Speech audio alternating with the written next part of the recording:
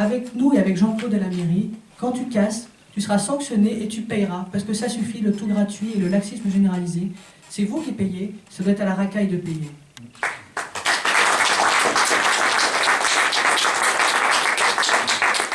La réalité, c'est que je connais bien mieux que Joanna Roland la réalité des banlieues nantaises, où trafic et drogue et islamisme rampant y sont l'éternel quotidien. J'y suis né et j'y vis.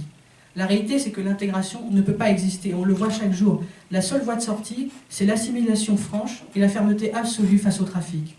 Dans cette campagne, et vous l'avez vu, nous sommes les seuls à parler du réel. Mais c'est en fait la seule manière d'apporter les meilleures solutions pour endiguer le déclin et stopper l'ensauvagement. Nous ne sommes pas de ceux qui se renient pour espérer le soutien du camp du renoncement et de l'impuissance centriste comme un certain candidat LR. Jean-Claude est de ceux qui connaissent l'administration, les pouvoirs publics et qui savent gérer. Je suis très heureux qu'il soit aujourd'hui à nos côtés pour une ordre enfin sûre. Je terminerai par une citation qu'avait employée Marine Le Pen sur LCI très récemment. Comme le disait Bernanos, l'espérance ne consiste pas à croire que tout ira bien, mais c'est un risque à courir.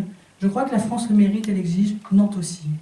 Ces prochains mois seront décisifs, mais passionnants. Pour la première fois à Nantes, depuis de nombreuses années, et peut-être même depuis jamais, tout est possible. Nous pouvons rentrer au conseil municipal, et ce serait une vraie victoire face à une maire qui a décidé que le Rassemblement national n'avait pas le droit de présence sur son territoire.